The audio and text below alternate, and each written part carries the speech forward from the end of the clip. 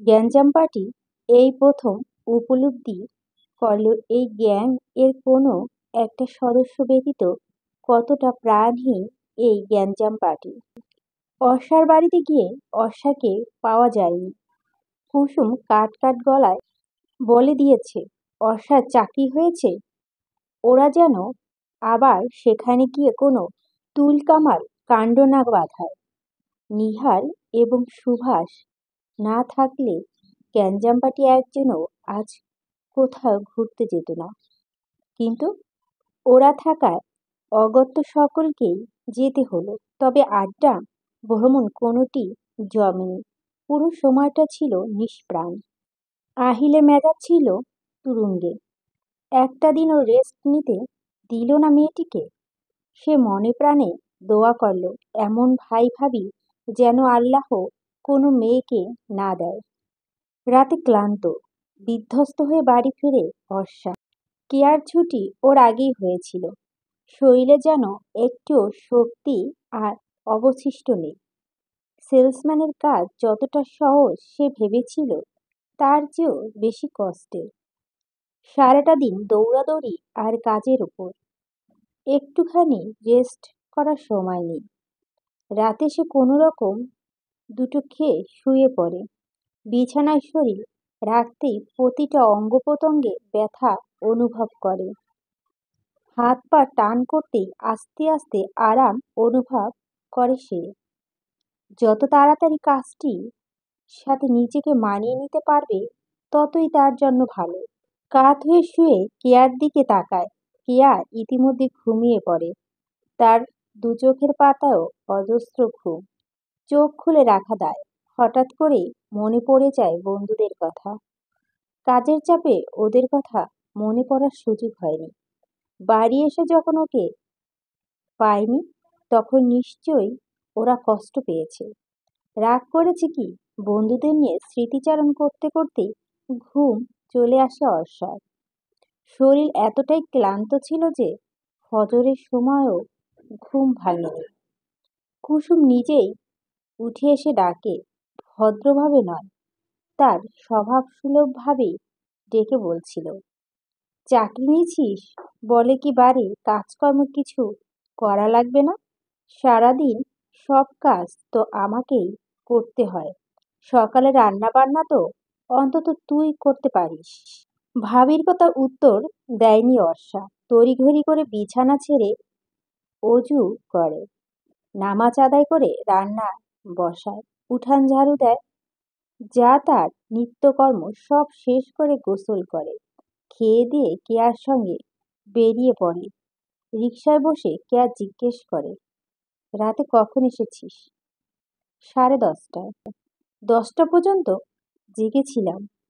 এরপর দেখি ঘুমে আর তাকিয়ে থাকতে পারছি না, তাই ঘুমিয়ে পড়েছিলাম। উত্তরে অর্ষা মৃদু হাসল। কেয়া জিজ্ঞেস করল, কাজ করতে কেমন লাগছে? ভালোই। প্রথম প্রথম একটু কষ্টই হবে, পরে ঠিক হয়ে যাবে। কিন্তু একটু সাবধানে থাকবি। মালিকের বউ যে দরজাল তা কিন্তু আগেই বলছি। সব মালিকরাই কি এমন হয়? না, আমার মালিক তো অনেক ভালো। এখানে আপাতত কোনো লোক লাগবে না। যদি লাগে আমি তোকে এখানে নিয়ে আসবো। আচ্ছা। কর্মস্থানে এসে রিকশা থেকে নামে দুজন। অর্ষার শোরুমের 3টে শোরুম পরই কেয়ার শোরুম। অর্ষা ভিতরে গিয়ে দেখে হাফিজ নামের ছেলেটা ফ্লোর ঝাড়ু দিচ্ছে। জিসান নামের ছেলেটা জুতার ধুলোবালি পরিষ্কার করছে। অর্ষা কি করবে বুঝতে না পেরে চুপ করে দাঁড়িয়ে রইল।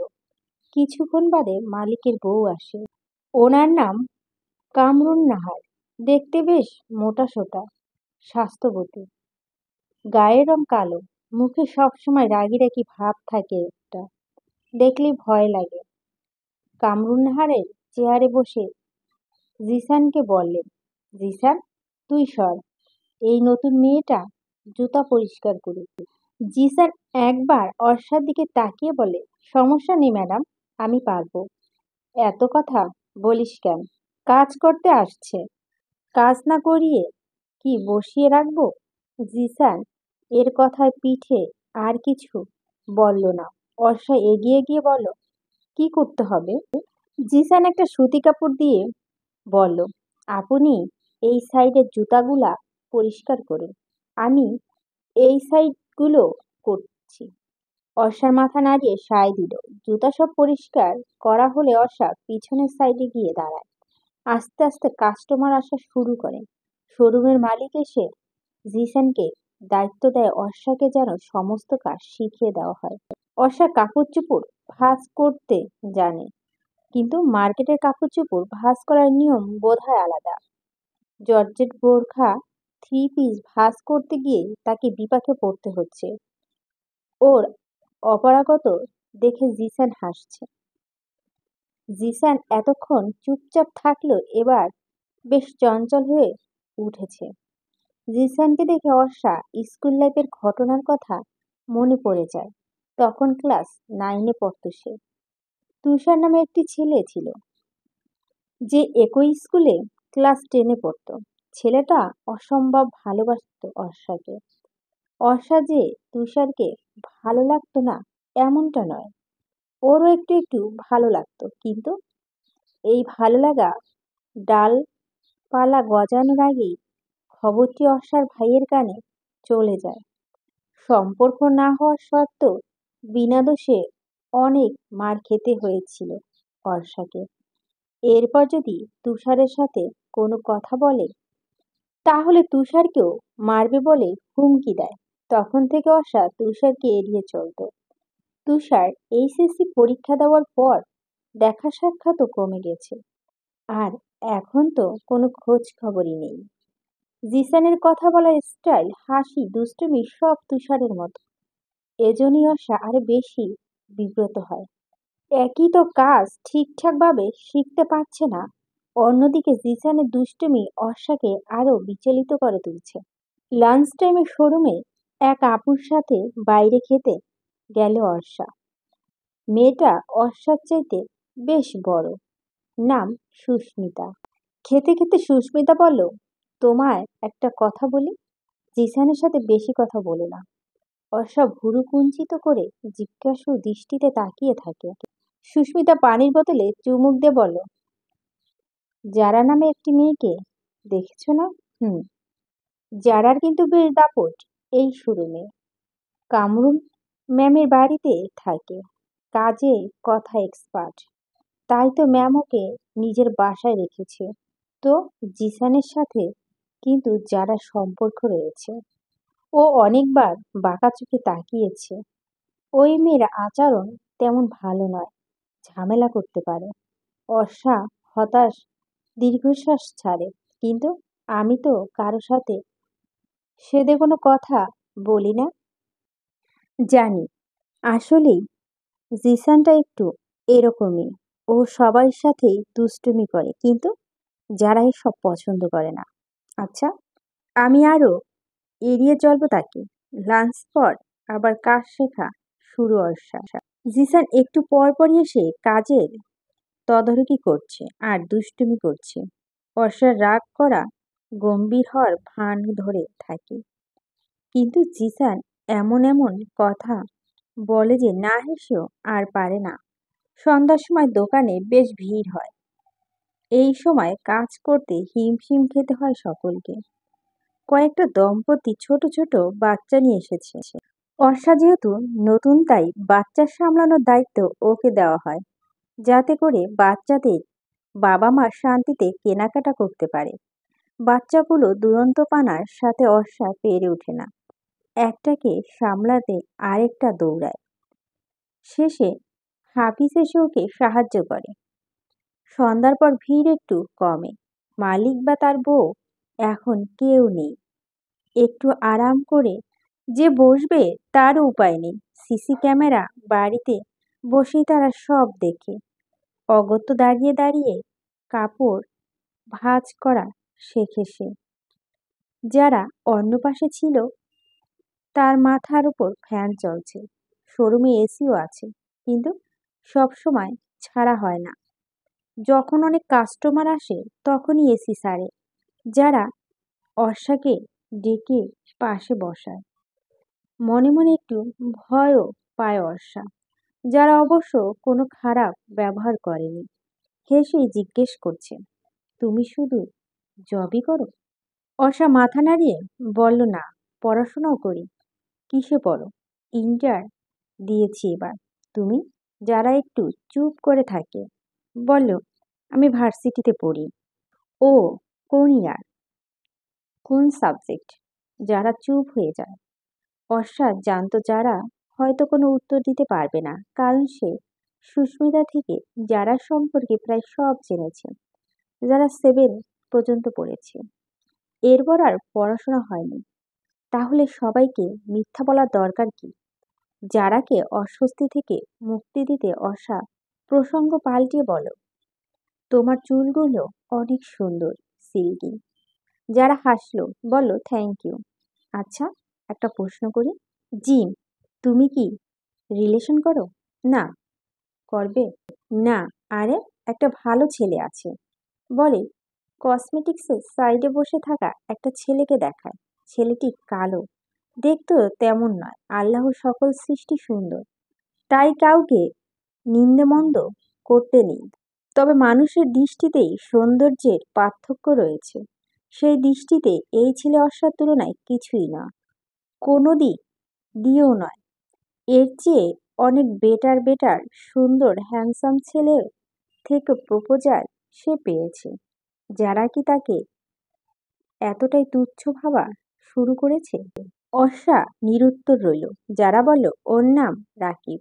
দেখতে এত সুন্দর না হলে মনটা কিন্তু খুব ভালো। পড়াশোনা না করলেও সমস্যা নেই, নিজেদের বাড়ি আছে, বাপ অনেক বড়লোক, এখানে চাকরি করে শখের বয়সে। তোমাকে প্রথম দেখাতেই পছন্দ করেছে, চাইলেই রিলেশন করতে পারো। বিয়ে করলেও সুখে থাকবে। অর্ষা এবার হেসে ফেলে, মৃদু হেসে বলে, ওর বাপের অনেক টাকা, অনেক বড়লোক, এসব দেখে আমি রিলেশনে যাব? আমার প্রতি এমন মনোভাব আনার কারণটা কি আপু? তেমন কিছু না, ও তোমাকে পছন্দ করে, তাই বললাম। তাকে বলে দেবেন আমি তাকে পছন্দ করি না। ভেবে দেখতে পারো। ভাবার কিছু নেই, রিলেশন করা মানসিকতা থাকলে অনেক সুন্দর এবং বড়লোক ছেলেদের সাথে করতে পারতাম। অভাবের তাড়নায় চাকরি করতে এসেছি, এর মানে এই নয় লোভের বশবর্তী হয়ে কারো সাথে সম্পর্কে জড়াতে হবে। এতগুলো কথা অর্ষা কিভাবে বলে ফেলছে সে নিজেও জানে না। তবে প্রতিটি ক্ষেত্রে তাকে কেন সবাই এমন তুচ্ছ ভাবে? সে তো তুচ্ছ নয়। হয়তো এজন্যই আজ এতগুলো কথা সে বলতে পেরেছে। যারা একটুখানি সময় চুপ করে থেকে বলো, আচ্ছা, এটা বাদ দাও, আমার একটা কাজ করে দিবে? কি? জিসানকে পটাতে পারবে? সম্ভবত ও তোমাকে পছন্দ করে, ওকে দিয়ে তোমার ভালোবাসার কথা বলাতে হবে। এতে আমার লাভ। ও যদি তোমাকে ভালোবাসার কথা বলে তাহলে তোমার পড়াশোনার খরচ আমি চালাবো। অর্ষা তাচ্ছিল্য করে বলল, দরকার নেই আপু, সে যে আপনার বয়ফ্রেন্ড সেটা আমি জানি। এছাড়াও আমার প্রতি তার অন্য কোনো মনোভাব নেই। যাকে ভালোবাসেন তাকে বিশ্বাস করতে শেখেন। আমি যাই, অনেক কাজ পড়ে আছে। অর্ষার কান্না পাচ্ছে। নতুন জায়গায় আসতে না আসতেই এমন প্রতিদ্বন্দ্বী তৈরি হওয়ার কি খুব দরকার ছিল? সব সময় তার সাথে কেন এমন হবে? কোথাও গেলে সে একটু শান্তি পাবে, স্বস্তি পাবে। সেই দিনের পর থেকে জিসানকে সে পুরোদমে এড়িয়ে চলা শুরু করে। প্রয়োজনেও কোনো কথা বলে না, তেমন সামনেও যায় না। কাজ শেখে অন্যদের কাছে। জিসানও হয়তো কারণ আজ করতে পেরে গুটিয়ে যায়। শোরুমের মালিক অর্ষাকে চুপচাপ কাপড় ভাঁজ করতে দেখে জিজ্ঞেস করে, মন খারাপ নাকি পিচ্চি? অর্ষা মাথা তুলে তাকায়, মৃদু হেসে বলে, না বস। তাহলে এত চুপচাপ কেন? এখানে সব সেলসম্যান থেকে তুমি ছোট্ট। হইচই না করে সবসময় নীরব থাকো। এত শান্তশিষ্ট হলে হয়? অর্ষা কি বলবে বুঝতে না পেরে চুপ করে রইল। বসের বউ অতিরিক্ত রাগী হলেও বস মানুষটা বেশ ভালোই। রাকিবকে প্রত্যাখ্যান করায় বেশ কিছুদিন অর্ষার ওপর ক্ষেপে ছিল সে। সামনাসামনি পড়লে কিংবা চোখাচোখি হলেই রাগী দৃষ্টিতে তাকাতো। এখন অবশ্য তেমন করে না, স্বাভাবিক বন্ধুসুলভ আচরণই করে। অর্ষাও আস্তে আস্তে সবার সাথে সবকিছুর সাথে নিজেকে মানিয়ে নিচ্ছেন। কাজের ভুল হলে কামরুন ম্যামের অজস্র ধমক বকাও খেতে হয়। প্রথম প্রথম আড়ালে গিয়ে কাঁদতো, এখন কান্না পেলেও কান্না আটকে রাখতে পারে। নিজের জন্য হলেও তাকে সবকিছু হজম করতে হবে। লামিয়া এবং জুঁইয়ের বিয়ে একদিনই হবে, যেহেতু ওরা দুজন বান্ধবী এবং অপরদিকে নিহার আর সুভাষও বন্ধু, তাই একসাথে বিয়ে হওয়া দুই পরিবারের কারোই কোনো আপত্তি নেই। অর্ষা বাদে বন্ধু মহলে সকলেই বিয়ে ডেট জানে। অর্ষার সাথে দুটো কথা বলারও সুযোগ নেই এখন, মেয়েটা এত বিজি থাকে। শুক্রবার পর্যন্ত ডিউটি, তাই সবাই মিলে সিদ্ধান্ত নিয়েছে আজই অর্ষার শোরুমে গিয়ে সারপ্রাইজ দিবে। যেই ভাবা সেই কাজ। সকলে মিলে চলে যায় শোরুমে। কিছুক্ষণ বাইরে দাঁড়িয়ে অর্ষাকে দেখে। মেয়েটা আগের থেকে অনেকটা শুকিয়ে গেছে, চোখের নিচে কালিও পড়েছে মনে হচ্ছে। সামনে একগাদা কাপড়, সেগুলোই দাঁড়িয়ে দাঁড়িয়ে ভাঁজ করছে সে। লামিয়া কাঁদো কাঁদো হয়ে বলে, দোস্ত, ওর এই অবস্থা কেন? উত্তরে আশিক বলল, কাজ করা এত সহজ নয় রে, চল ভিতরে যাই। সবাই মিলে ভিতরে যায়। নিঃশব্দে গিয়ে অর্ষার সামনে দাঁড়ায়। অর্ষার কাজে এতটাই মগ্ন যে এতগুলো মানুষ তার সামনে দণ্ডায়মান সেটাও খেয়াল করেনি। পাশ থেকে যারা যখন ওদের বলল কি দেখবেন, তখন ভাবলেশহীন ভাবে সামনে তাকায় অর্ষা, আর তাকিয়ে অবাক হয়ে যায়। অজান্তে খুশিতে চিৎকার করে ফেলে এবং পরক্ষণে দুহাতে মুখ আবদ্ধ করে নেয়। দু চোখের পানি টলমল করছে। আজ কতদিন পর ওদের সাথে দেখা, এক সপ্তাহ না, এরও বেশি সময় হবে। অর্ষা বেরিয়ে এসে ওদেরকে জড়িয়ে ধরে। আহির, দিদারা, আশিক নিষ্পলক ভাবে তাকিয়ে রয়েছে। ভিতরে ভিতরে আনন্দ কষ্ট অনুভব করতে পারলেও মেয়েদের মতো সেটা প্রকাশ করতে পারছে না। ওরা কান্নাকাটি করতে করতে গল্প জুড়ে দেয়। পাশ থেকে যারা গম্ভীর হয়ে বলে, এটা গল্প করার জায়গা নয়।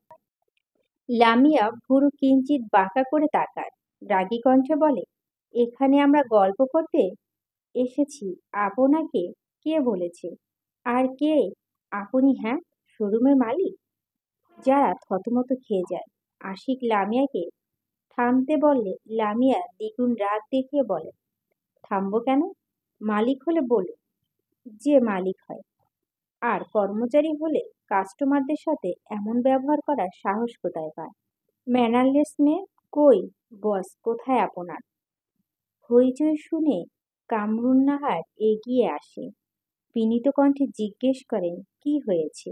এবার জুই বলল, কেমন কর্মচারী দোকানে রেখেছেন আন্টি? সামান্য ম্যানার্সটুকু নেই। অর্ষা আমাদের কলেজ ফ্রেন্ড, ওর সুবাদে এখানে এসেছি কেনাকাটা করতে। আর আপনার এই সেলসম্যান বলে কিনা এটা গল্প করার জায়গা নয়।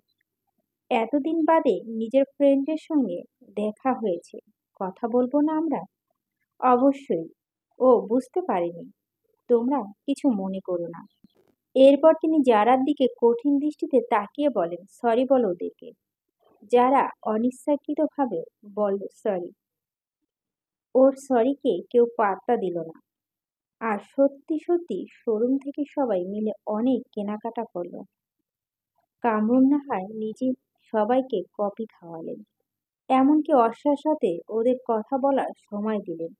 ওরা চলে যাওয়ার পূর্বে কিছু ব্যাগ অর্ষাকে দিয়ে বলল, এগুলো তোর জন্য।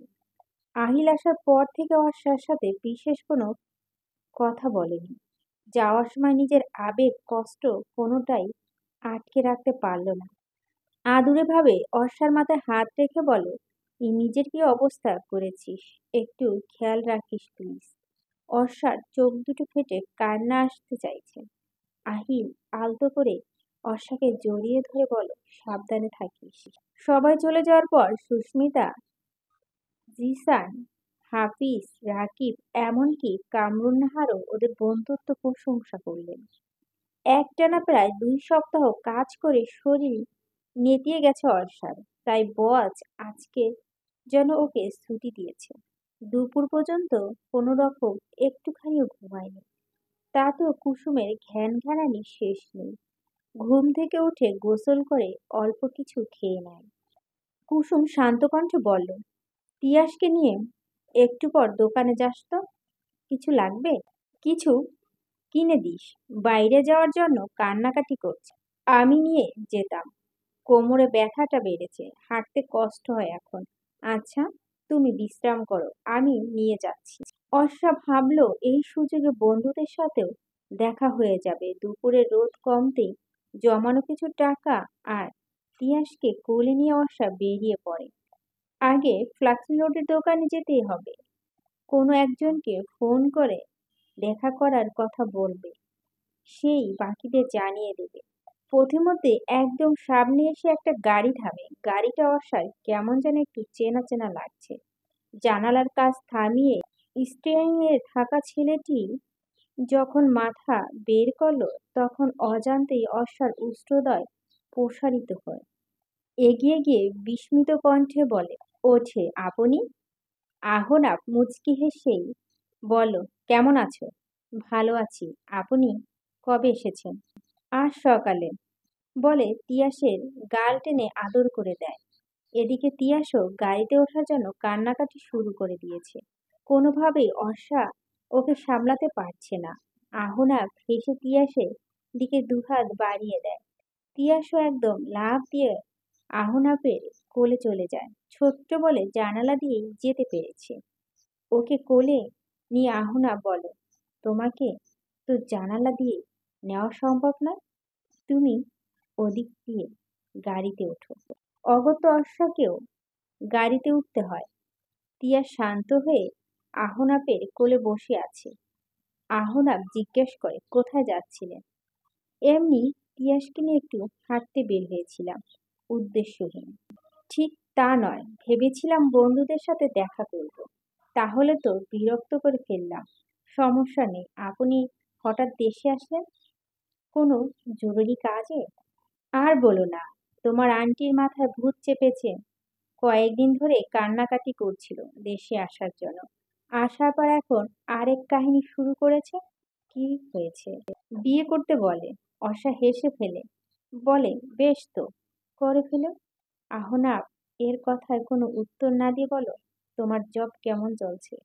অর্ষা অবাক হয়ে পাল্টা প্রশ্ন করে, আপনি জানেন আমি জব করি? আহনাফ মৃদু হেসে বলে, হুম। ও আচ্ছা, হ্যাঁ, ভালোই চলছে। তোমার বাড়ির সবাই কেমন আছে? ভালো আছে।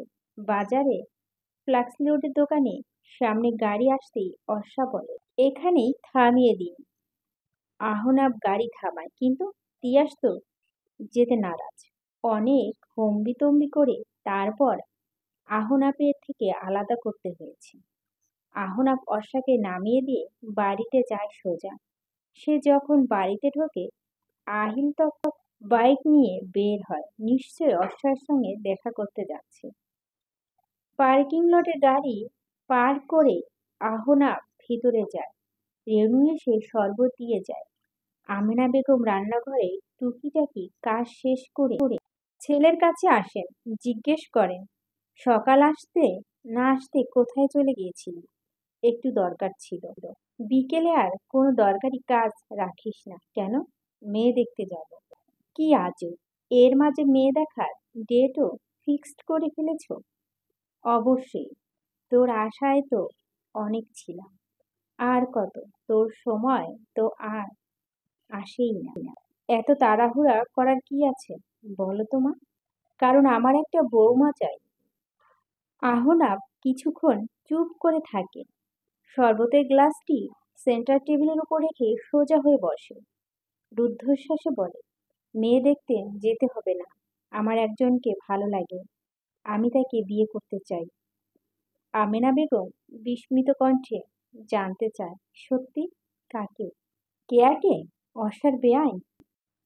আহনাফের কথা শুনে বজ্রাহত হলেন আমেনা বেগম। আহনাফ যে কাউকে পছন্দ করতে পারে সেটাই তো সে কখনো ভাবতেই পারেনি। এখন শুনছে তার বড় ছেলে কেয়াকে পছন্দ করে। কেয়া মেয়েটা ভালো, কিন্তু ওকে অহনাফ কতদিনই বা চেনে যে বিয়ে করার কথা ভেবে ফেলেছে। বিস্ময় চাপা দিয়ে তিনি ছেলেকে শুধালেন, ভেবে বলছিস? বিয়ের মতো একটা ব্যাপার না ভেবে কেন বলবো? না মানে আমি তো ভেবেছিলাম তোর গার্লফ্রেন্ড আছে। কেয়া কি তোর গার্লফ্রেন্ড? তোদের কি আগে থেকে সম্পর্ক আছে? ওনার সাথে আমার কোনো সম্পর্ক নেই। দেখা বা কথা তেমন হয় না। ভালো লাগে এটাই জানি। আর আমার গার্লফ্রেন্ড আছে ভেবেছ মানে? তিনি এবার সরু চোখে ছেলের দিকে তাকিয়ে বললেন, তাহলে তোর হাতে খামচির দাগ কেন ছিল? কে দিয়েছিল? মায়ের কথা শুনে আহনাফ হেসে ফেলে। অর্ষার কথা মনে পড়ে যায়। সে হেসে হেসে বলে, এটা কোনো গার্লফ্রেন্ড নয়, তবে তোমার ভাষায় তাকে অপ্রেমিকা বলা যায়। তাহলে ওই অপ্রেমিকাকেই কেন বিয়ে করতে চাচ্ছিস না? এটা কেমন ধরনের প্রশ্ন ছিল মা? বললাম তো আমার কেয়াকে ভালো লাগে। ওকে কি তোমার পছন্দ নয়? না হলে বলে দাও, বিয়ে টিয়ে করা লাগবে না। বাদ, রাগ করছিস কেন? আমি তো এমনি জিজ্ঞেস করলাম। কেয়াকে নিয়ে আমার কোনো সমস্যা নেই। তুই যখন ওকে বিয়ে করতে চাচ্ছিস তখন আমি প্রস্তাব পাঠাবো। তুই চিন্তা করিস না। চিন্তার কিছু নেই, বিয়ে তো আর নিজের হাতে না, আল্লাহর হাতে। এভাবে বলিস কেন? আমার ছেলে কি ফেলে দেওয়ার মতো নাকি? সন্তান নিয়ে মায়েরা সব সময় বাড়াবাড়ি করে। হয়েছে, চুপ থাক। আহনাফ সত্যি সত্যি চুপ হয়ে গেল। তার ক্লান্ত লাগছে এখন, ঘুম দরকার। তাই সে এ ব্যাপারে আর কোনো কথা না বলে নিজের ঘরের দিকে চলে যায়। অর্ষা, তোর দু চোখে দেখতে চাই প্রেমের বর্ষা। তুই কেন প্রেমে পড়িস না সহসা? কবিতা বলে আসি শার্টের কলার খানিকটা পেছনে দিকে টেনে নিল। ভাবখানা এমন যে এইমাত্র সে অস্কারপ্রাপ্ত একটি কবিতা বন্ধুদের শুনিয়েছে। বাকিরা ওর দিকে গম্ভীর দৃষ্টিতে তাকিয়ে রয়েছে। তবে তিয়াস ভীষণ খুশি, মুখে হাত দিয়ে হাসছে। কি বুঝে হাসছে কে জানে। সকলে রিয়াকশন দেখে আশিক একটু থতমত খেয়ে যায়। আমতা আমতা করে বলে, তোদের দৃষ্টি দেখে মনে হচ্ছে যুদ্ধক্ষেত্রে গেলে বোমা লাগতো না। এক একজনের দৃষ্টি বিদ্রোহী রাজাকারদের দিকে দিতি, আর ওরা টুস টাস চোখে আগুনে ভস্ম হয়ে যেত। দুই ঠাস করে চপটাঘাত করে আশিককে। আশিক অবুঝ বাচ্চার মতো গালে হাত দিয়ে তাকিয়ে থাকে, দাঁত কিরমির করে জুটিয়ে বলে, মাত্র এসে দাঁড়িয়েছি আমরা, একটু স্বস্তি তো নিতে দিবি। তার আগেই তো আজইরা কবিতা শোনা শুরু করে দিল। আশি গাল ফুলিয়ে বলল, বিয়েইত্যা মহিলা না থুক্কু, হাফ বিয়েইত্যা মহিলা, কথায় কথায় এত মারুস কেন? বিয়ের ঘরে এক পা দিয়ে রাখছোস, তাও তোর কুই কুই কমে না। আর আমি যদি বলি একটু ছুঁই, শুরু হয়ে যায় তোর গাইগুই। জুই বিরক্ত হয়ে দুহাত ওপরে তুলে আকাশপানে তাকান, ফরিয়াদ করা ভঙ্গিতে বলে, ইয়া আল্লাহ, এই অসভ্য বান্দাটাকে তুমি তুলে নাও। আশি খ্যাঁক করে উঠে বলে, তোর কোনো পাকা ধানে মই দিছি রে আমি? ওর কোন পাকা ধানে মই দিছিস আমরা কেউ জানি না, কিন্তু তুই আমার প্রেম নিয়ে পড়েছিস কেন? এই তো পয়েন্টে আসছিস। আমি কিন্তু সব দেখছি। কি দেখছিস? আশিক জমিয়ে জমিয়ে সকলকে বল, আহিলের ভাইয়ের সঙ্গে তোমার কি চলে ময়না পাখি? সকলে দৃষ্টি গিয়ে পড়ে অর্ষার দিকে। অর্ষা হতভম্ব হয়ে তাকিয়ে থেকে বলে, মানে কি এসব আবার কেমন কথা? ইস, একটু আগেও তো তুই তার সাথে ছিলি। আমি তো বাজারে ছিলাম, তুই গাড়ি থেকে নামার পরই না আমি এলাম। অর্ষা রেগে বলল, আজে বাজে কথা বলবি না আশিক, পথে ওনার সাথে দেখা হয়ে গেছিল। আর তিয়াস গাড়িতে ওঠার জন্য কান্না করছিল, তাই উঠেছি। গাড়ির কথা শুনে তিয়াস বল বুম। রেশমি এবার কিল বসায় আশিকের পিঠে। সব সময় খালি পণ্ডিতগিরি। দিদার মাথা দুলিয়ে দুলিয়ে বলে, তোর কেন লাগছে তা কিন্তু আমরা জানি। এখন তো তুই আর অর্ষাই সিঙ্গেল, এজন্য জলে, তাই না?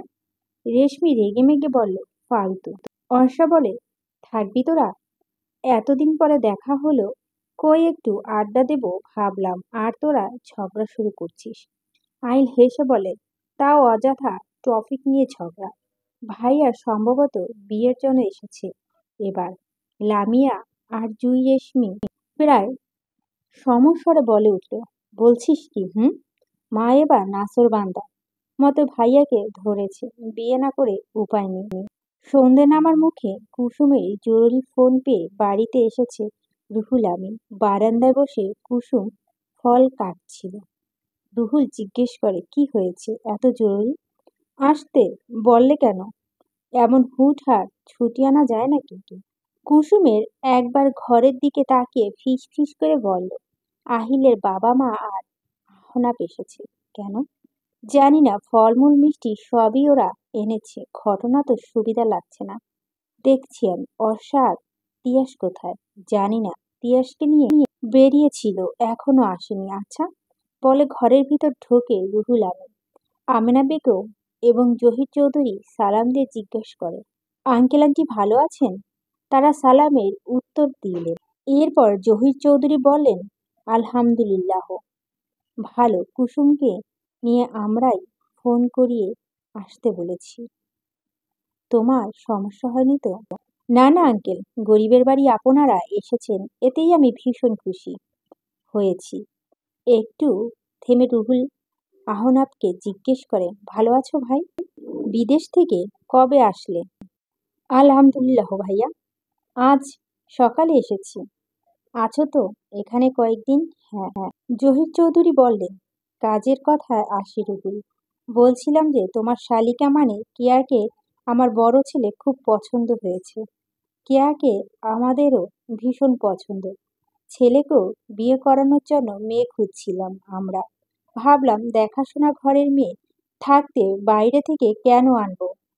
তোমরা তো আমাদের ঘরের মানুষ, কি বলো? হ্যাঁ আঙ্কেল, আপনারা এত বড়লোক হয়েও আমাদের মতো গরিবদের সাথে এত ভালো সম্পর্ক রেখেছেন, এটা তো পরম সৌভাগ্য। কুসুম খাবার এনে পাশে দাঁড়িয়েছে। খাবারগুলো টেবিলের উপর রেখে চোখের ইশারায় রুহুলকে কিছু বলেই চলে যায়। ইশারা বুঝতে পেরে রুহুল বলে, এসব কথাবার্তা খালি মুখে বলা যায় না আঙ্কেল। আগে আপনারা নাস্তা করুন, আমি একটু ফ্রেশ হয়ে আসতাম ততক্ষণে, যদি কিছু মনে না করতেন। হ্যাঁ হ্যাঁ, যাও তুমি। রুহুল সরাসরি কুসুমের কাছে গেলে পাশের ঘরে। বলো, কি হয়েছে? কি হয়েছে মানে? খবরদার বলে দিচ্ছি কেয়ার সাথে ওই ছেলের বিয়েতে রাজি হবে না। রুহুল অবাক হয়ে তাকিয়ে থাকে। কুসুম বদমেজাজি মেয়ে হলো, ইগো আত্মগরিমা অনেক উপরে, যা তা লোভের চেয়েও অধিক প্রাধান্য পায় সর্বদা। অহনাফের সেই দিনের ব্যবহারের জন্য তিনি দুচক্ষে অহনাফকে দেখতে পায় না। রুহুল বিস্মিত কণ্ঠে জানতে চায়, সমস্যা কি?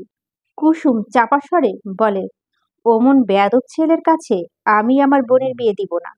রুহুল আমিন সব জানে। সেদিন অর্ষাকে সাপোর্ট করে আহনাব কুসুমের সাথে রাগারাগি করা বেজায় ক্ষেপে আছে সে। রুহুল বুঝিয়ে বলে, রাগ করো না। কবে কেমন না কেমন একটু রাগ দেখিয়েছে, এজন্য এখন ভুল সিদ্ধান্ত নিও না। কেয়ার সাথে বিয়ে হলে ভালোই হবে। কত বড় লোক ওরা। কেয়া ভালো থাকবে, আর আমরাও। দরকার নাই, আহিলের সাথে তোমার বোনের বিয়ে হলেই হবে। আহা, আহিল আর অর্ষা বন্ধু, ওদের বিয়ে হওয়ার সম্ভাবনা অনেক কম। যদি আমাদের এই আশা পূরণ না হয়, তখন তো সব যাবে জলে। আহনাব যখন কেয়াকে বিয়ে করতে চাচ্ছে, তখন রাজি হয়ে যাও। আর আহিলের সাথে যদি পরে অর্ষার বিয়ে হয়, তাহলে তো আরো ভালো হবে আমাদের। ওরা চারজনই সুখে থাকবে। আর আমরাও। কুসুম প্রথম প্রথম গড়িমসি করলে রুহুল আমিন এক পর্যায়ে এসে কুসুমকে মানাতে সক্ষম হয়।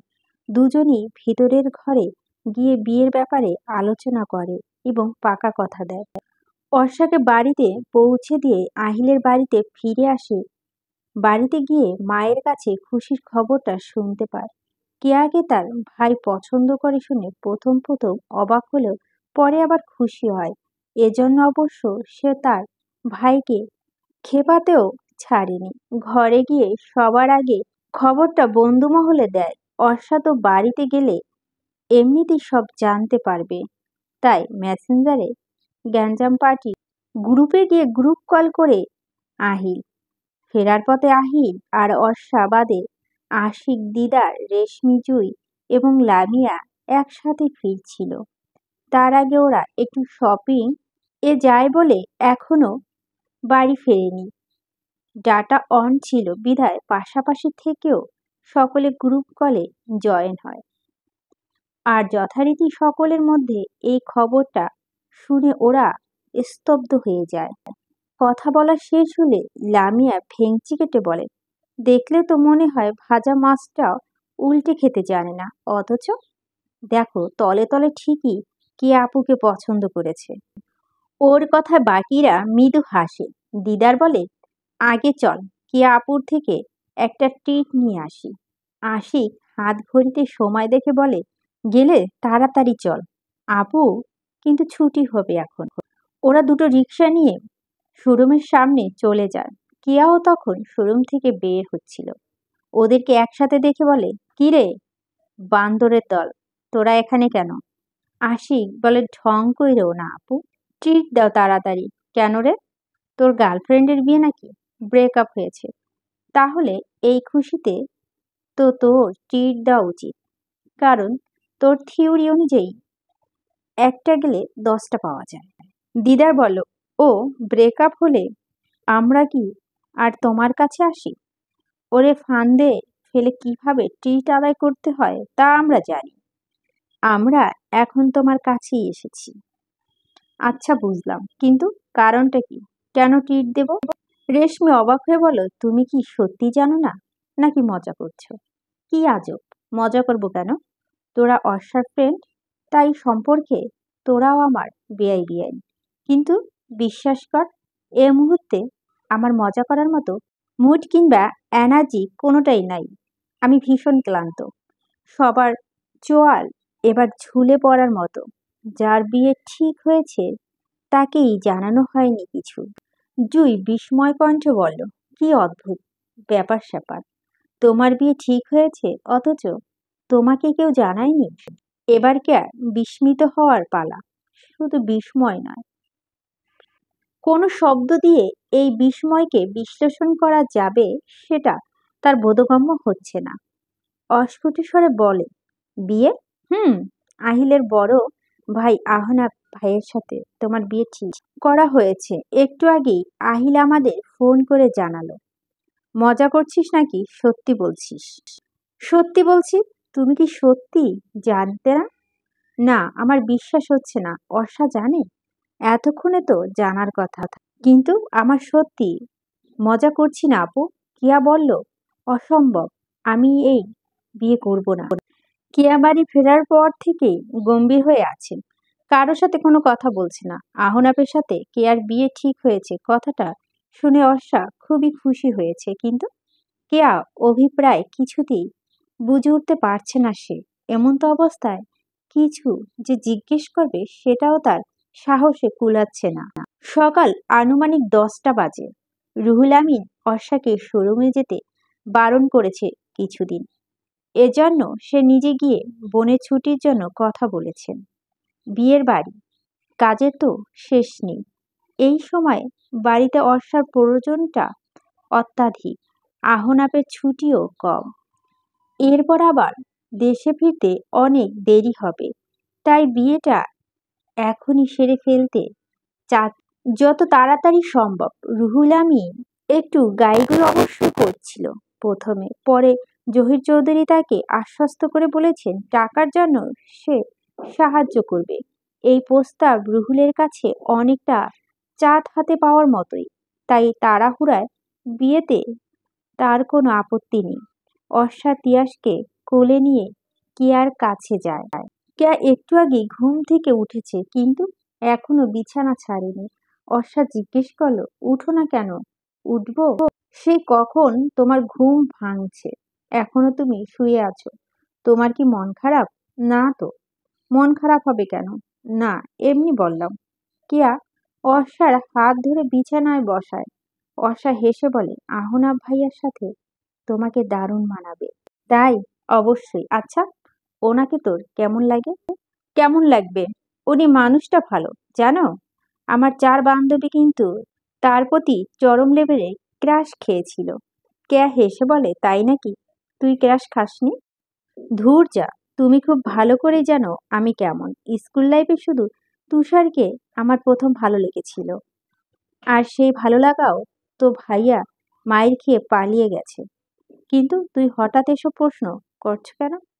ওনাকে কি তোমার পছন্দ হয়নি? তুমি এই বিয়েতে রাজি নও? কেয়া অর্ষার গাল টেনে দিয়ে বলল, আমি রাজি। অর্ষার মনের ওপর থেকে যেন ভারী পাথর সরে গেল। এতক্ষণে কেয়া গম্ভীর মুখ দেখে মনে কিন্তু কিন্তু একটা ভাব ছিল। এখন আর সেটা নেই। সে মনে প্রাণে চায় কেয়া সুখী হোক। আর সে আহনাবকে যতটুকু চেনে বা জানে, নিঃসন্দেহ কেয়া তার সাথে ভালো থাকবে। আহিলের ভাই বলে বিশ্বাসটা যেন একটু বেশি। একদিন কেটে গেছে বিয়ের বন্দোবস্ত করতে করতে। ভারী জাঁকজমক অনুষ্ঠান আহনাবের অপছন্দ, তাই সে জাঁকজমকহীনভাবে বিয়ে করতে চেয়েছিল, কিন্তু বাড়ি বড় ছেলে বলে কথা। আমেনা বেগম অনুষ্ঠান ছাড়া ছেলেকে বিয়ে করাবেই না। জহির চৌধুরী একমত। তাদের এক কথা, হয়তো আয়োজন তেমন করবে না, তবে অনুষ্ঠান করবেই করবে। এটা নিয়ে বাড়িতে একচোট কথা কাটাকাটি হয়েছে, যার রেশ এখনো পর্যন্ত রয়েছে। ইতিমধ্যে দূর দূরান্ত থেকে অনেক আত্মীয় স্বজন চলে এসেছে। বাকিরা আজ রাতের মধ্যেই চলে আসবে, যেহেতু বিয়েটা অতি তাড়াহুড়া এবং কালকেই হবে, তাই দেরি করার উপায় নেই। হয়তো আরো কিছুদিন সময় নেওয়া যেত, তবে ফুপু মামা খালা এরা ছাড়াও বাকি কাছের আত্মীয়রা যখনই আহনাপের বিয়ের খবর শুনেছে, তখনই পই পই করে বলে দিয়েছে বিয়ের পর নতুন বউকে নিয়ে যেন অবশ্যই তাদের বাড়িতে আসে। এদের আবার ছেলে মেয়েদের শ্বশুর বাড়িও রয়েছে। সকলের বাসা আলাদা আলাদা। বেড়াতে গেলেও মিনিমাম 7টা দিন এক্সট্রাভাবে হাতে রাখতে হবে। আর এরা এতটাই কাছের আত্মীয় যে কারো দাওয়াত মুখের উপর ফিরিয়ে দেওয়ার উপায় নেই। অগত্য বিয়ের ডেটও একদম কাছাকাছি ফেলেছে। বড় খালামণি, ছোট খালামণি এরা এসেছে একটু আগে। আর আসতে না আসতেই আমেনা বেগম বিলাপ শুরু হয়ে গেছে।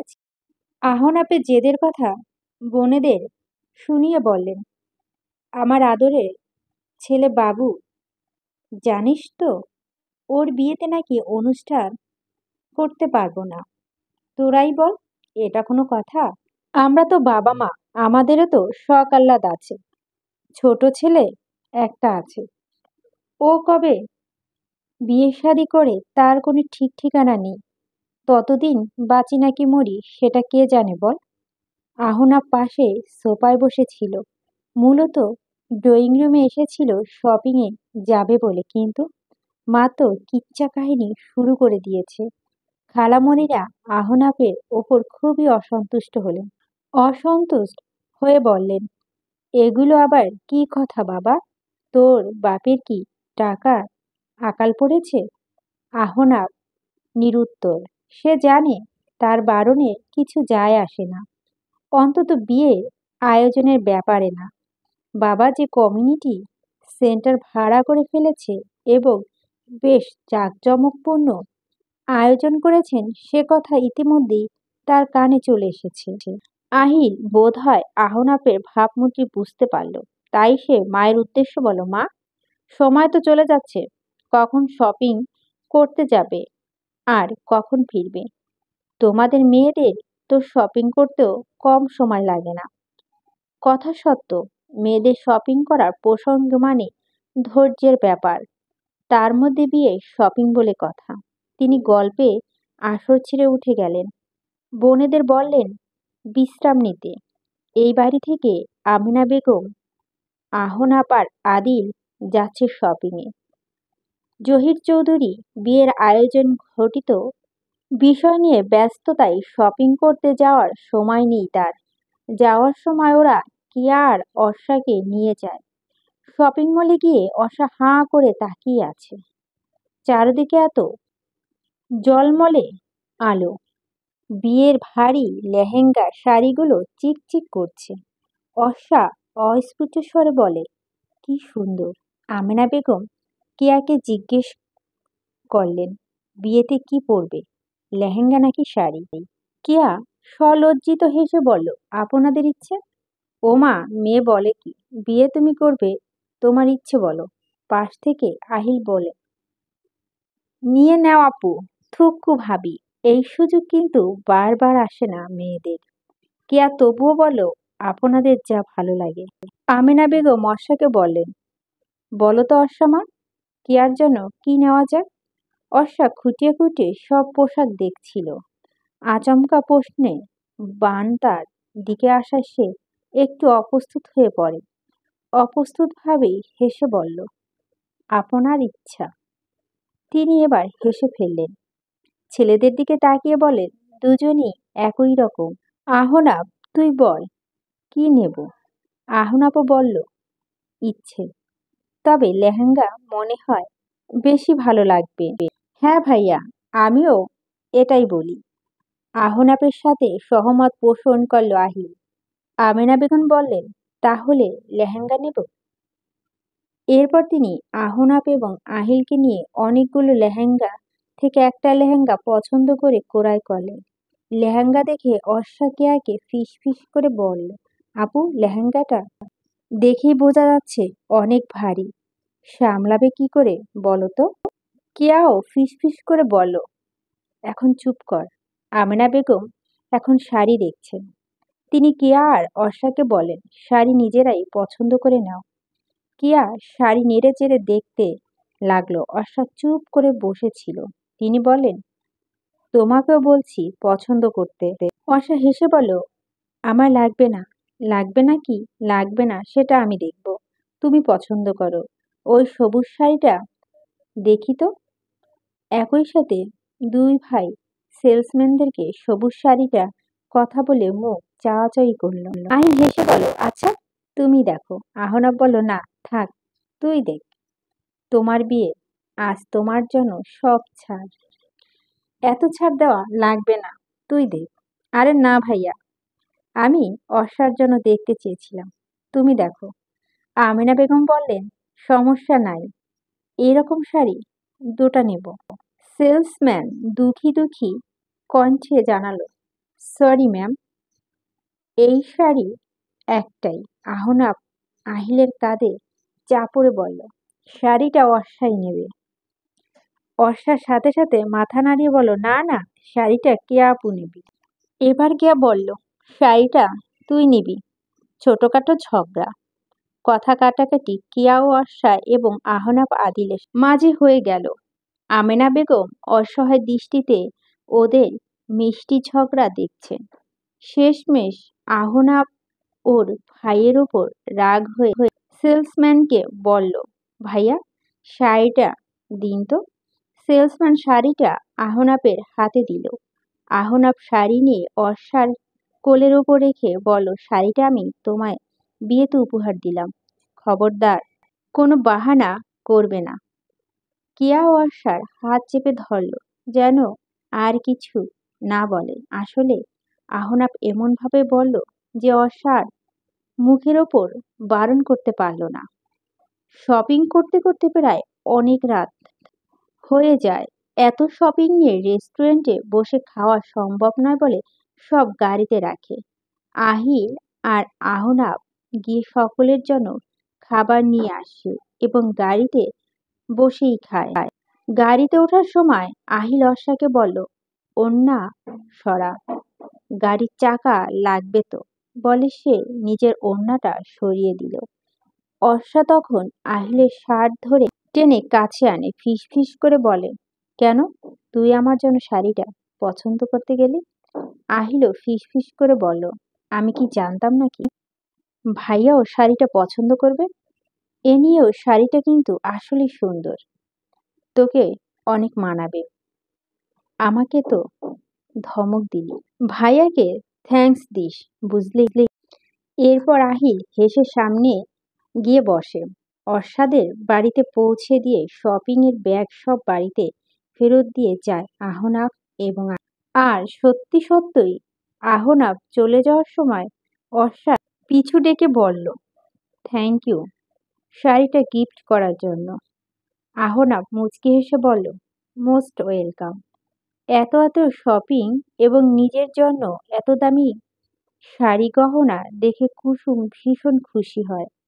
তার জন্য যে এত কিছু কেনাকাটা করা হবে এটা সে স্বপ্নেও ভাবেনি। আজকের সকাল অন্যরকম সুন্দর, চারিদিকে শুধু আনন্দের সমাহার। ভোর থেকেই অর্ষা বাকি সবার সাথে কাজে লেগে পড়েছে। সকালে গায়ে হলুদ এবং রাতে বিয়ে। হলুদের জন্য আলাদা করে কোনো অনুষ্ঠান করবে না বলে নিয়ম রক্ষা করার সকালে হলুদ মাখানো হবে। নিয়ম রক্ষাটা আসলে শুধু কেয়াদের বাড়িতেই হয়। আহনাফদের বাড়ি ও কাজী মহল ভাই বন্ধু বান্ধব মিলে বাড়ির ছাদে গায়ে হলুদের জন্য বিশাল আয়োজন করেছে, সঙ্গে নাচ গান তো আছেই। সকাল 10টা নাগাদ অর্ষা বাসায় আসে, গ্যাঞ্জাম পার্টি সকলে। অর্ষাকে তাড়া দিয়ে বলে, চল। অর্ষা ভুরুকুঞ্চ করে জানতে চায় কোথায়। উত্তরে লামিয়া বলল, আদিলদের বাসায়। আহনাফ ভাইয়া তো বেশ জাঁকজমক ভাবে গায়ে হলুদ হচ্ছে, কে আপু তো হলুদ মাখানো শেষ, আমরা এখন ওই বাড়িতেই যাব। পাগল নাকি তোরা? আমি কেন যাব? তোরা যা। দিদার বলল, ঢং, তুই কেন যাবি? মানে কি? আফরিন আপুর বিয়েতে কেন গেছিলি? আদিলের বোন বলে তো। তাহলে এখন আহনাফ ভাইয়ের হলুদে কেন যাবি না? নিজের বেআইনের সাথে বিয়ে হচ্ছে বলে এত অনিয়ম? অর্ষা অসহায় কণ্ঠে বলল, তোরা বুঝতে পারছিস না, বাড়িতে অনেক কাজ পড়ে আছে, এখন কাজ করার জন্য অনেক মানুষজনও আছে। তুই চল তো। রুহুল সে সময় পাশে দিয়ে যাচ্ছিল। আশিক ওকে ডেকে বলল, ওই ভাইয়া শোনো। রুহুল ব্যস্তভাবে এগিয়ে এসে বলল, কি হয়েছে, তাড়াতাড়ি বলো, কত কাজ পড়ে আছে আমার জানিস? জুই বলল, আমরা আদিলের বাসায় যাব ভাইয়া, হলুদে অর্ষাকে নিয়ে যাব। রুহুল এক কথাতেই রাজি হয়ে বলল, আচ্ছা নিয়ে যা, কিন্তু তাড়াতাড়ি আসিস। বিকেলে কিন্তু কেয়াকে পার্লার থেকে সাজাতে আসবে। আমাদের সবাইকে আবার কমিউনিটি সেন্টারে যেতে হবে। রেশমি বলল, তুমি কোনো চিন্তা করো না ভাইয়া, আমরা তাড়াতাড়ি চলে আসব। রুহুল হেসে বলল, ঠিক আছে ভাইয়া, পারমিশন দিয়ে দিয়েছে, এখন আর গ্যাঞ্জাম পার্টি পায় কে? ওরা অর্ষাকে বগল দাবা করে ওই বাড়িতে নিয়ে যায়। গায়ে হলুদে যে এত মানুষ হতে পারে সেটা ধারণার বাইরে ছিল ওদের। এখানে অর্ধেকের মানুষজন তো আহিলদের আত্মীয় স্বজনে। আহিলে এসে ওদেরকে ছাদে নিয়ে যায়। সুযোগ পেয়ে আহনাবের কাজিন ও বন্ধুরা ওদেরকে হলুদ মাখিয়ে ভূত বানিয়ে দেয় আর বলে, বেয়াই বেয়ানদের সাথে হলুদ হলুদ না খেললে কি হয়? আশিকের অবস্থা নাজেহাল। সে চোখ মেলে তাকাতে পারছে না। এক চোখ দিয়ে পিট পিট করে তাকানোর চেষ্টা করে বলো, সুখে থাকতে কিলাইতেছিল ভূতে, এজন্যই আসছিলাম হলুদ দিতে। জুই চোখ মুখ শক্ত করে বলে, মরতে গেলেও তোর কবিতা বলা বন্ধ হবে না। বাড়ি ফেরার সময় আহিলকে আর খুঁজে পাওয়া গেল না। বেশি দেরি না করা যাবে না বলে আহনাব আর আমেনা বেগমকে বলেই ওরা বাড়িতে চলে যায়।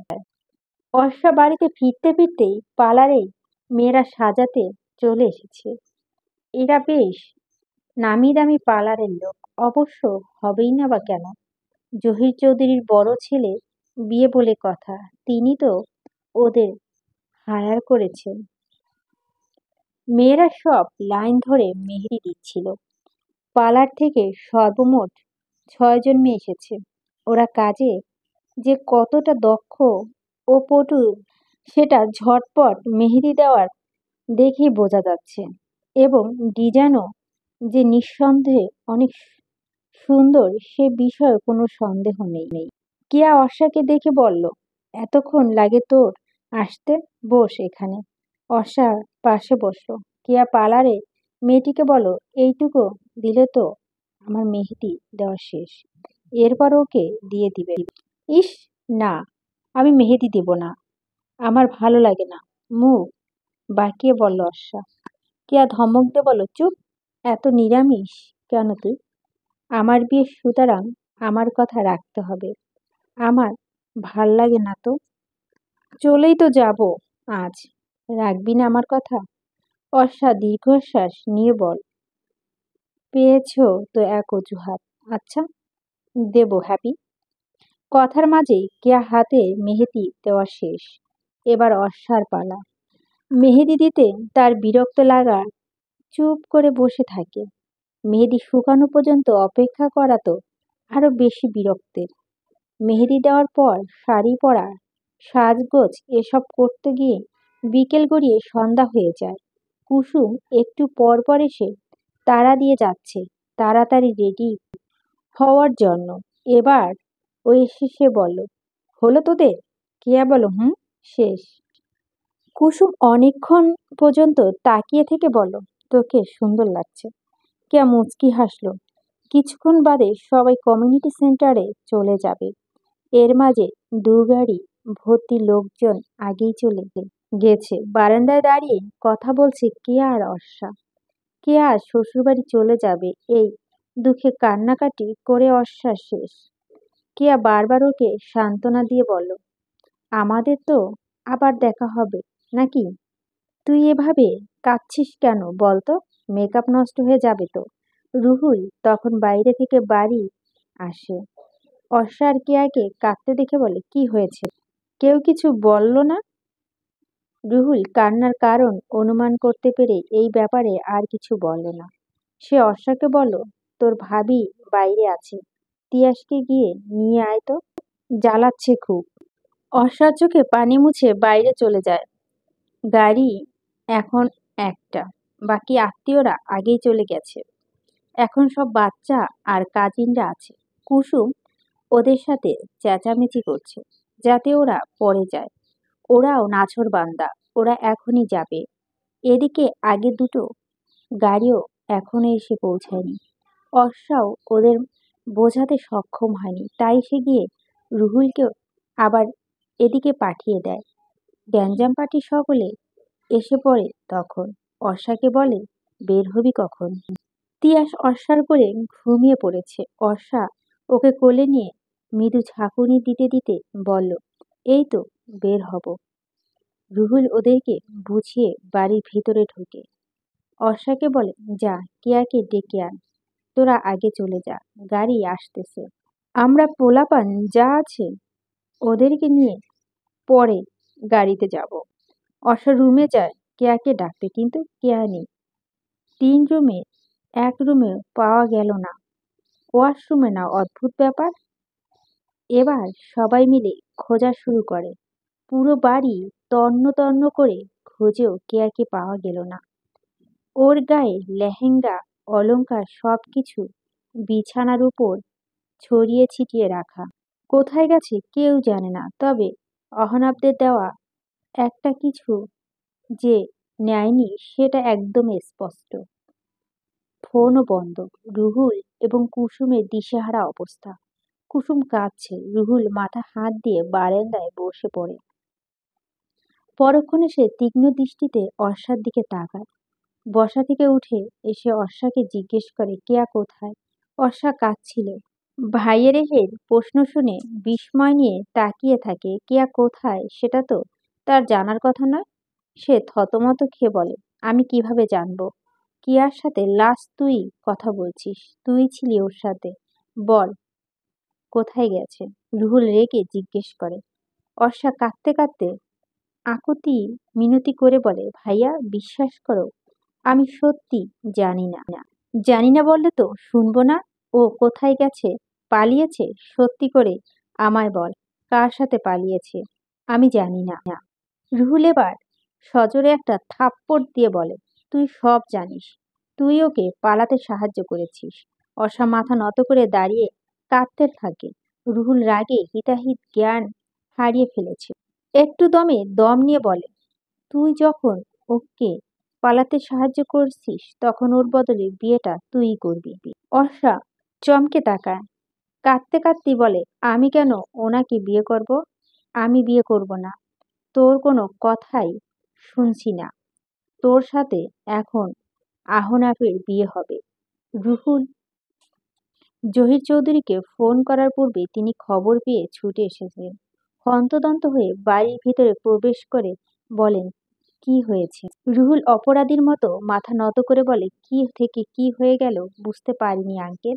কেয়া যে কেন চলে গেল, কোথায় চলে গেল কিচ্ছু জানি না আমি। ওর এমন কিছু করবে সত্যি বুঝতে পারিনি।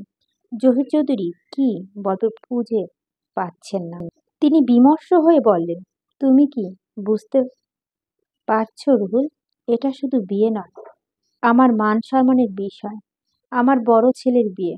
কত আত্মীয় স্বজন, অনুষ্ঠান, আয়োজন সবকিছু ভেস্তে যাবে।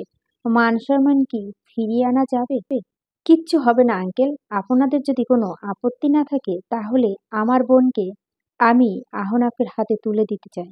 ওকে তো আপনারা আরো ভালো করে চেনেন, নতুন করে ওকে তো চিনতে হবে না। তিনি নিশ্চিন্ত হয়ে অর্ষার দিকে তাকিয়ে বললেন, কিন্তু অর্ষা কি রাজি হবে? কুসুম সাথে সাথে বলল, ও রাজি, কোনো সমস্যা নেই। আহনাফ মানবে তো? কিয়া পালিয়েছে শুনে তো তোমার আন্টির মাথা নষ্ট হয়ে গেছে, কান্নাকাটি শুরু করে দিয়েছে। আহনাফের কানে কথাটা চলে গেছে। জানোই তো আমার ছেলে কতটা ইন্ট্রোভার্ট, গভীর হয়ে আছে। কোনো প্রতিক্রিয়া এখনো দেখায়নি। অর্ষার কথা আমিনাকে আমিও বলেছিলাম। তোমরা কি বলো না জেনেই আহনাফকে কিছু বলতে বারণ করেছে। রুহুল বলল, আপনি আহনাফকে মানান, আমার অর্ষাকে নিয়ে আসছি। কেয়া পালিয়েছে শুনে আহনাফ নিশ্চুপ হয়ে যায়। সে কষ্ট পেয়েছে, অপমানিত হয়েছে। বিয়ে না করে এভাবে যদি চলেই যাবে তবে আগে কেন না করলো না? কেন বিয়েতে রাজি হয়ে শেষমেশ এভাবে তাকে এবং তার পরিবারকে সকলের সামনে অপদস্থ করলো? এক ধাক্কায় সামলাতে না সামলাতেই আরেক ধাক্কা খেলো যখন বাবা এসে কিয়ার বদলে অর্ষার সাথে বিয়ের কথা বলল। আহনাফ সঙ্গে সঙ্গে প্রস্তাব নাকচ করেছে। সে এই বিয়েতে রাজি নন কোনোভাবেই। যখন আহনাফকে মানানো যাচ্ছে না তখন জহির চৌধুরী বলেন, এখন বাবা হয়ে কি আমি তোর পা ধরবো বল? কেয়া পালিয়েছে এ খবর অলরেডি রটে গেছে। কেয়ার বদলে অর্ষার সাথে বিয়ে হবে, এটাও এখন এক কান থেকে আরেক কান চলে গেছে। এখন তুই যদি অর্ষাকে না বিয়ে করিস বুঝতে পারছিস কি অবস্থা হবে? আমার মান সম্মান তো নষ্ট হবেই, সাথে অর্ষারও। অহনাফ ক্ষেপে বলে, অযথা তোমরা নির্দোষ মেয়েটাকে কেন শাস্তি দিচ্ছ বলো তো? আমার কিছু করিনি, ওর ভাই ভাবি বলেছে। অর্ষাও রাজি। বাবা, শুধু তুই রাজি হয়ে যা। বাবা মা ও আত্মীয় স্বজন এবং অর্ষার সম্মানের কথা ভেবে অহনাফ বিয়েতে রাজি হয়ে যায়। কেয়ার বদলে বউ সেজে এখন বসে আছে অর্ষা। পাথরের মূর্তির মতো হয়ে আছে, শুধু চোখ থেকে টপ টপ করে পানি পড়ছে। কমিউনিটি সেন্টারে সবাই থাকলেও আহিল নেই। গ্যাঞ্জাম পার্টি আফরিনকে জিজ্ঞেস করে জানতে পারলো ছোট ফুপি কানাডা থেকে সরাসরি এখানে আসবে, তাই আহিল ওদেরকে রিসিভ করতে গিয়েছে। ওর জন্য তো আর অপেক্ষা করা গেল না, বিয়েটা হয়েই যায় অনাকাঙ্ক্ষিতভাবে।